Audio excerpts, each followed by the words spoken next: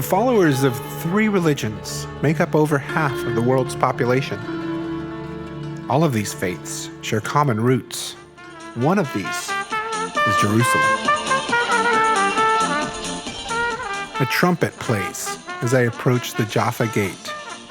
I'm on my way to meet Nora, a woman, I'm told, who is the best person to guide me through what Jerusalem means for Christians. I stop to buy some bread for breakfast and end up meeting Hanny, a Greek Orthodox Christian. Always we say thanks God. Good, whether it's good or not good, thanks God. Because this is our life, we get used to it. As Palestinian, I cannot find a job. One of them and one of them. I'm the one who take the light on Saturday light Easter from Jesus' tomb. So I'm a believer. We talk for a while, and Hanny starts to tell me his take on the history of Jerusalem. History is good when you use it in the life, for sure. History. But he said we want to do business. We don't care about history. Yes, please. He's right. What is the point of history, monuments, and sacred places when normal people can't even make a living? So I leave Hanny to make a living. I meet Nora at a small museum she founded called Wajud, which in Arabic means existence.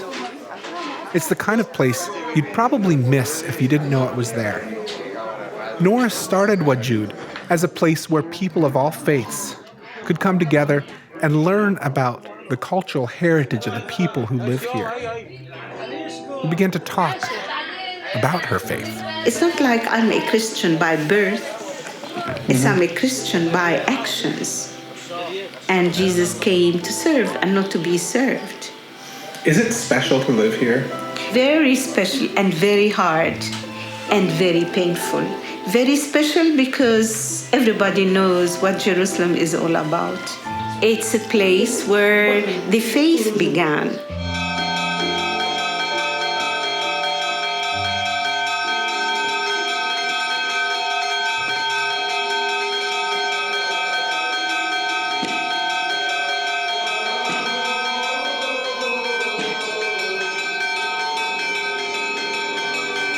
The focus of Christianity in Jerusalem centers around the Church of the Holy Sepulchre. It sits on the site where tradition says Jesus died, was buried, and on the 3rd day resurrected. 4 branches of Christianity share occupancy of this sacred place: Greek Orthodox, Roman Catholic, Armenian, and Coptic churches.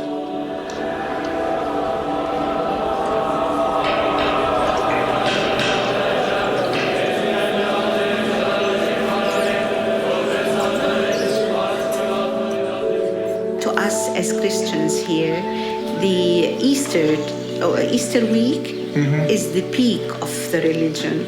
Easter is resurrection, and with resurrection comes life.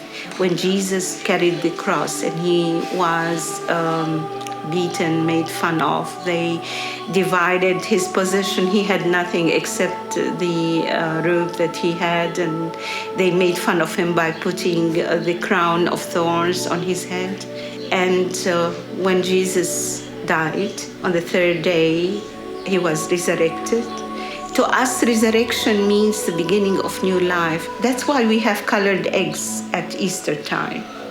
Allow them time, there will be a little chicken. So there is life. And with the resurrection, there is new life. I took time to walk the Via Dolorosa.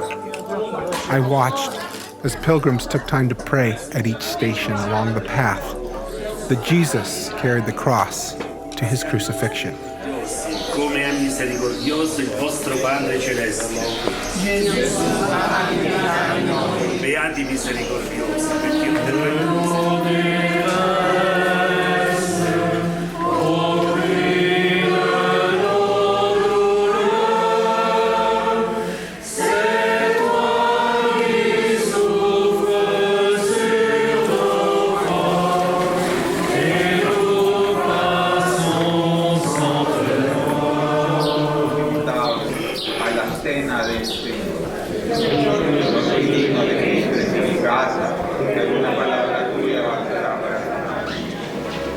The walk ends at the Church of the Holy Sepulchre. As the day wore on and the crowds grew, I began to feel a tension that I didn't expect to find in this sacred space.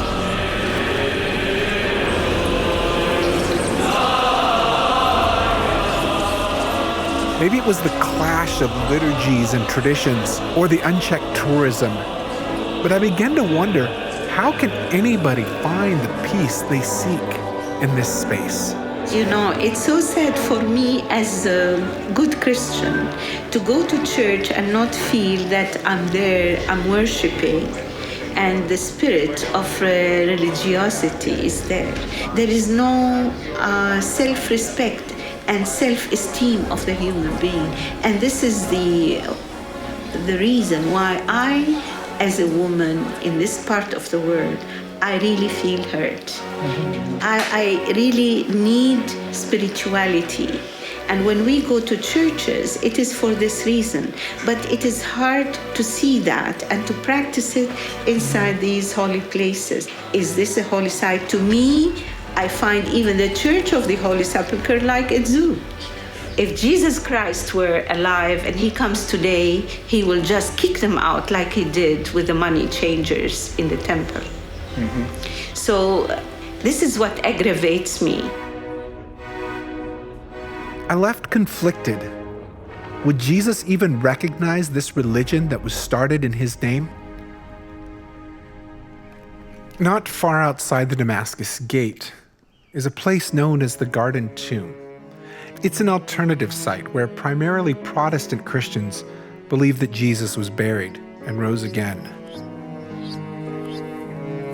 Walking through this garden, I begin to feel hope once again, that there is something to this peace that Jesus came to give, and that Christians from all over the world come here to find. Our life here is a celebration.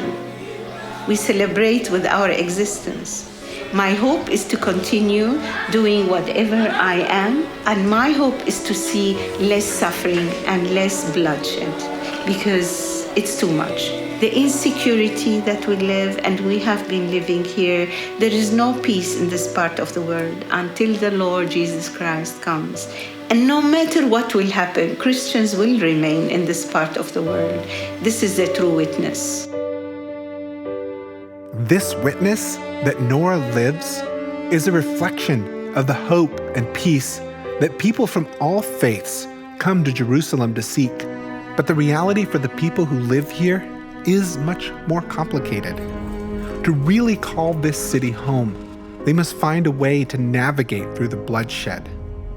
And this isn't easy, but I want to try by looking back at what I've learned from the people who live here in this sacred space as they struggle to call this their home. On the next episode of 3. So you think Jerusalem should be for everybody? Only this way. We don't have another way. Intifada, next intifada, next intifada. I don't think the intifada will stop, without Jerusalem. This living together, being neighbors, you should accept this.